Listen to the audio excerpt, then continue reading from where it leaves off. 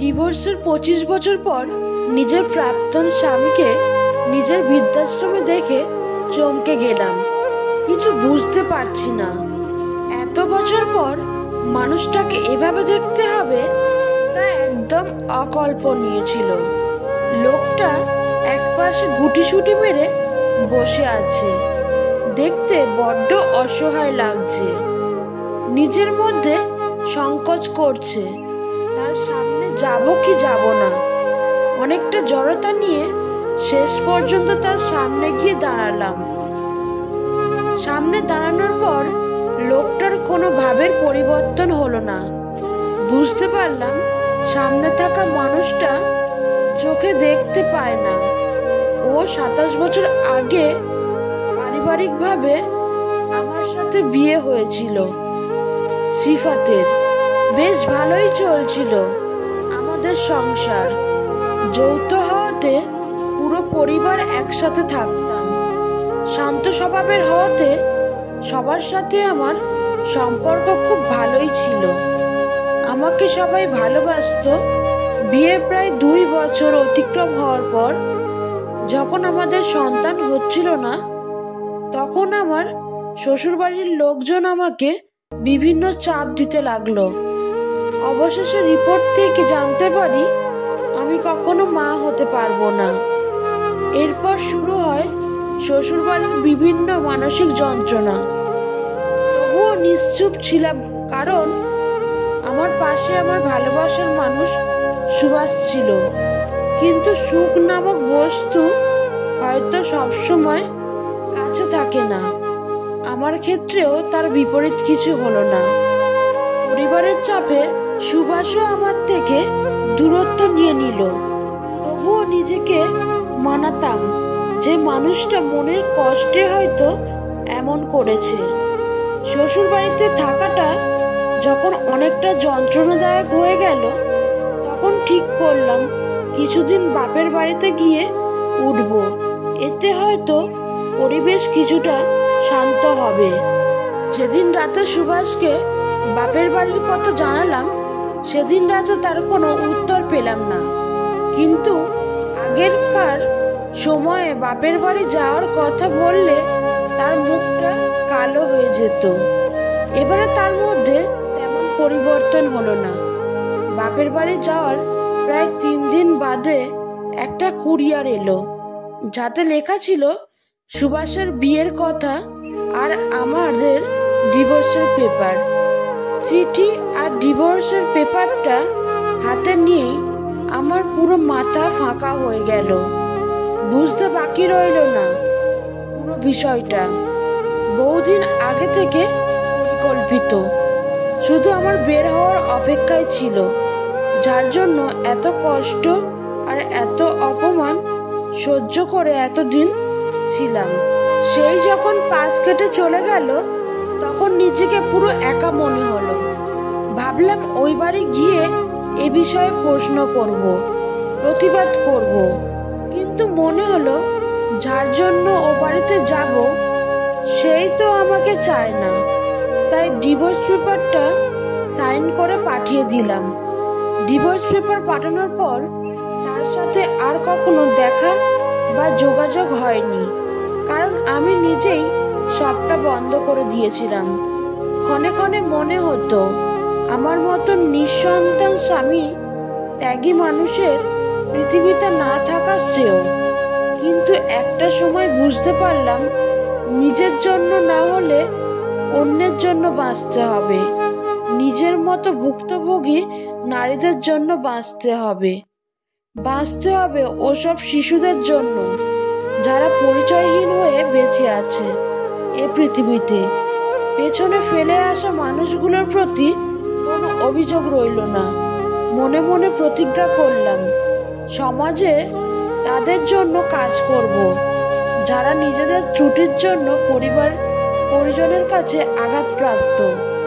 অতীতকে ভুলে কঠোর পরিশ্রমে নিজেকে প্রতিষ্ঠিত করলাম। স্থাপিত করলাম এতিমখানা, বৃদ্ধাশ্রম, বিধবা নারীদের জন্য করলাম বিভিন্ন কাজের ব্যবস্থা। আমার মতো যে সকল নারী এ সমাজে অবহেলিত, মানসিক আঘাতে জর্জরিত তাদের জন্য কিছু করতে পারাটাকে নিজের জন্য অনেক সৌভাগ্যের মনে হয়। এখন এত কিছু ভাবতে ভাবতেই আবার তাকালাম তার দিকে। অসুস্থ আর অস্বাভাবিক লাগছে সুভাষকে। আমি না হয় তার আপন ছিলাম না, তাই আমাকে ছাড়তে তার হৃদয় কাঁপেনি। তাহলে যারা তার আপন ছিল তারা কেন তাকে এখানে রেখে গেল? একজন সার্ভেন্টকে জিজ্ঞেস করলাম ওনাকে এখানে কে এনেছে। উত্তরে সে জানায় সন্তানরা সবাই বিদেশ থাকে, কেউ দায়িত্ব নিতে চায় না, তাই আশ্রমে রেখে গিয়েছে। দীর্ঘশ্বাস ফেললাম আর মনে মনে চিন্তা করলাম, একসময় নিঃসন্তান হওয়ায় সুভাষ আমাকে ছেড়েছিল, আর আজ সে সন্তানরাই তাকে বৃদ্ধাশ্রমে ছেড়ে গেল। এটাই হয়তো প্রকৃতির খেলা, রিভেঞ্জ অফ নেচার। এই নিয়ে অনেক পরীক্ষা গবেষণা আছে, একটু ঘাটাঘাটি করলেই বুঝতে পারবেন ব্যাপারটা নেহাত গল্প নয়। যুক্তি দিয়ে বোঝাতে গেলে আপনি যদি দেয়ালের গায়ে একটা টেনিস বল ছুঁড়েন, তবে সেই বলটা একই গতিতে আপনার নিজের দিকেই ফিরে আসবে। যত গতিতে ছুঁড়বেন তত গতিতেই ফিরে আসবে আপনার দিকে। ব্যবধানটা কোথায় জানেন? ব্যবধানটা হলো সময়। প্রকৃতির খেলা ঠিকই সে খেলে নিবে, আজ নয়তো কাল, একটু আগে নয়তো পরে। আজ যেটা আপনি করছেন পরবর্তীতে সেটাই আপনার কাছে ফিরে আসবে। তাই সবার কাছে এটাই বলতে চাই, যে যেমনই হোক তার সাথে ভালো ব্যবহার করুন। কাউকে যদি ভালোবেসেই থাকেন তবে মাঝপথে তার সঙ্গ ছেড়ে দিবেন না, হোক সেটা অনিচ্ছাকৃত, পরিবারের চাপ অথবা অন্য কিছুর অভাব। নিজের চেয়ে বেশি প্রায়োরিটি কাউকে দিতে নেই। দিনের শেষে তারাই আপনাকে ছেঁচড়া প্রমাণ করে চলে যাবে। আজও পৃথিবীতে এখনো এমন কিছু মানুষ আছে যারা নিজের সুখের জন্য অন্যকে কষ্ট দিতে দুবার ভাবে না। আবার এমন কিছু মানুষ আছে যারা নিজে কেঁদে হলেও অন্যকে সুখী রাখার চেষ্টা করে। জেতার মজা তখনই আসে যখন সবাই তোমার হারার অপেক্ষায় বসে থাকে। কারোর দিকে আঙুল তুলে কথা বলার আগে সবসময় মনে রাখবেন, বাকি 3টা আঙুল কিন্তু আপনার দিকে ইশারা করে। তাই অন্যকে বিচার করার আগে নিজেকে 3 বার বিচার করুন। সবারই 2টো চোখ আছে, তবে সবার দৃষ্টিভঙ্গি কিন্তু এক নয়। তোমার কিছু আপন মানুষরাই তোমার পিছনে তোমার বদনাম করে, যা তুমি কখনো জানতে পারবে না। অন্ধকারে অভিশাপ দেওয়ার চেয়ে একটা মোমবাতি জ্বালানো ভালো। তার জন্য কেঁদে লাভ কি, যে কিনা আপনার হাসিটাকে মেরে ফেলেছে? কিছু মানুষ আপনার জীবনে ঝড়ের গতিতে এসে সুনামির মতো চলে যাবে, আর মাঝখানে ক্ষতিপূরণ দিতে লেগে যাবে সারাটা জীবন। আমরা টাকা ইনকাম করি সুখে থাকবো বলে, কিন্তু সেই টাকা ইনকাম করতে গিয়ে আমাদের সব সুখ বিসর্জন দিয়ে দিতে হয়। ব্যর্থতা আসলে নতুন করে শুরু করার একটা দারুণ সুযোগ। এবার তোমাকে শুধু আরেকটু বেশি বুদ্ধি খাটাতে হবে। নিজের সম্পর্কে গুজব মাঝে মাঝে শোনা উচিত। এমন অনেক কথাই শুনতে পাবেন যেটা হয়তো আপনি নিজেও জানেন না। 10 জনের হাতটা স্পর্শ না করে একজনের হাতটা শক্ত করে ধরতে শেখো। তোমার বর্তমান আর ভবিষ্যৎ দুটোই সুন্দর হবে। তুমি ওই মানুষটাকে সবসময় খুশি রাখার চেষ্টা করো যাকে তুমি রোজ আয়নাতে দেখো। স্রোতের বিপরীতে হেঁটে দেখুন কতজন থাকে পাশে। স্রোতের দিকে তো কচুরিপানাও ভাসে। আপনাকে উপরে উঠাতে কেউ আপনার জন্য বসে নেই, কিন্তু নিচে নামাতে অনেকেই তৈরি আছে। উন্নতি দেখে হিংসা করবেন না, শিক্ষা নিন, তাহলে আপনারও উন্নতি হবে। ছোটবেলায় শিখেছি তুমি কারো ক্ষতি না করলে কেউ তোমার ক্ষতি করবে না। বাস্তবে যা শিখছি, তুমি যার ভালো চাইবে সেই সবার আগে তোমার ক্ষতি করবে। পৃথিবীতে আসার খবর 9 মাস আগে থেকেই জানা যায়, কিন্তু পৃথিবী থেকে যাবার খবর 9 সেকেন্ড আগেও জানা যায় না। তাই সুখে থাকুন, আনন্দে থাকুন। অন্য কাউকে পাইনি বলেই তাকে ভালোবাসি না বস, তাকে ভালোবাসি বলেই অন্য কাউকে চাইনি। বিশ্ব সুন্দরী হলেও এই 5 ধরনের মেয়েকে কখনোই বিয়ে করা উচিত নয়। 1, যেই নারীর সাথে আপনার পরিচয় বা যোগাযোগ রয়েছে আর আপনি তার সম্পর্কে কিছুটা অবগত, সেই ধরনের নারী যদি আপনার কাছে নিজের বিষয়ে কিছু গোপন করেন আর মিথ্যা বলেন, তাহলে সে আপনার যতই প্রিয়জন হোক না কেন তাকে ত্যাগ করুন, কারণ সম্পর্কে স্বচ্ছতা থাকা প্রয়োজন। মিথ্যা কথা সম্পর্কে বিষ হিসেবে কাজ করে। 2, বিয়ে করার আগে তার পরিবার পরিজন সম্পর্কে জানুন। যদি এই বিষয়টিকে উপেক্ষা করেন, মনে হয় তারা খারাপ হলেও আপনার প্রিয়জন ভালো হবে, তাহলে সেটি ভুল, কারণ একজন তার পরিবারের থেকেই প্রথম শিক্ষা পায়। তাই সবকিছু বিবেচনা করুন। 3, খুব সুন্দর ফুলেও যেমন ভ্রমণের আকর্ষণ বেশি হয়, তেমনি বেশি সুন্দরী মহিলাকেও বিয়ে করবেন না। 4, প্রত্যেক মানুষের মধ্যে ভালো খারাপ আছে, তাই যারা আপনার কাছে কেবল নিজের ভালো গুণটাকে উপস্থাপন করে তাদের এড়িয়ে চলুন। 5, যে মেয়ে অকপটে সরাসরি সবার সামনে ঝগড়া করে তাদের বিয়ে করবেন না। যদি কখনো শোনো আমার নামে কেউ বদনাম করছে, তাহলে জেনে নিও কোনো একদিন নিঃশর্তভাবে তার উপকার করেছিলাম।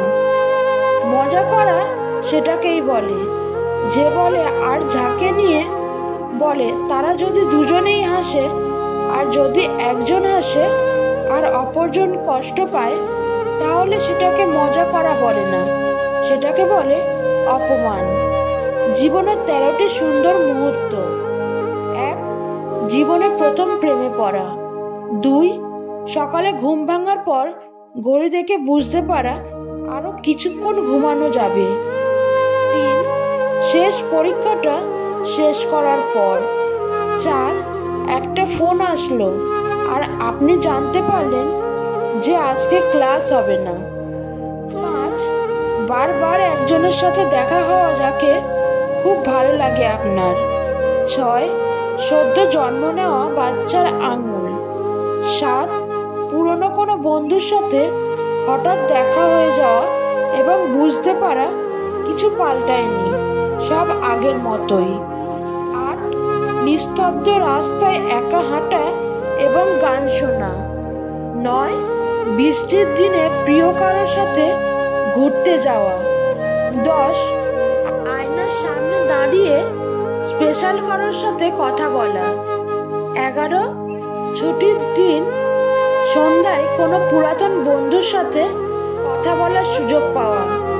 12, ভালোবাসার মানুষের ফোন অথবা মেসেজের জন্য অপেক্ষা করা যখন আপনি একদম একা। 13, যখন আপনি এটা পড়ছেন আর মুখে একটানা হাসি ধরে রেখেছেন, এসবের মাঝে লুকিয়ে থাকা কোনো মুহূর্ত কল্পনা করতে করতে। হাসতে থাকুন সব সময়, কারণ হাসিতে আপনাকে সত্যিই সুন্দর লাগে। গতকাল চালাক ছিলাম, তাই পৃথিবীকে বদলাতে চেয়েছিলাম।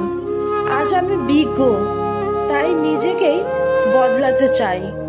সবাই বলে একজন ভালো মনের মানুষ সবসময় সুখী হয়, কিন্তু আমি মনে করি একজন ভালো মনের মানুষ সব সময় সবার কাছ থেকে খুব খারাপভাবে আঘাত পায়, কারণ তারা সবার কাছ থেকে একটু ভালো ব্যবহার আশা করে। প্রত্যেকটা সম্পর্ক ইলেকট্রিক কারেন্টের মতো কানেকশন। যদি ভুল হয় তাহলে সেটা তোমাকে তোমার জীবনে অনেক শখ দেবে। আর কানেকশন যদি ঠিক হয় তাহলে সেটা তোমার জীবনকে আলোয় ভরিয়ে দেবে। আমরা চাই বা না চাই, ভালোবাসার রিলেশনশিপ একটা না, একটা সময় আমাদের সবারই জীবনে আসে, কিন্তু ওটা ওখানে স্থায়ী হয় যেখানে রেসপেক্ট এবং ভালো ব্যবহার পায়। 100 জায়গায় 1 ফুট করে গর্ত করলে জল পাওয়া যায় না, একটা জায়গায় 100 ফুট গর্ত করলে তবেই জল পাওয়া যায়। ভালোবাসায় কি আছে, সুখ না দুঃখ? যদি সুখ থাকে তাহলে মানুষ এত কাঁদে কেন? আর যদি দুঃখ থাকে তাহলে মানুষ ভালোবাসে কেন? কেউ গুরুত্ব না দিলে এই দুটি কাজ করুন। 1, নিজের কথার সাথে কাজের মিল রাখুন। 2, নিজের যা আছে তা নিয়ে হ্যাপি থাকুন। কারণ যে নিজেকে নিয়ে সুখে থাকতে পারে না তাকে কেউ গুরুত্ব দেয় না। মানুষ তখনই তোমায় কষ্ট দেবে যখন তুমি তাকে নিজের থেকেও বেশি ভালোবাসবে। অবশেষে মানতে হলো, সময়ের সাথে সাথে কাছের মানুষগুলোও বদলায়। আজ ভিডিওটা এই পর্যন্তই। ভিডিওটা কেমন লাগলো অবশ্যই কমেন্ট করে জানাবে। আর ভিডিওটা যদি ভালো লেগে থাকে একটা লাইক করে চ্যানেলটি সাবস্ক্রাইব করে আমার পাশে থাকবেন। ধন্যবাদ।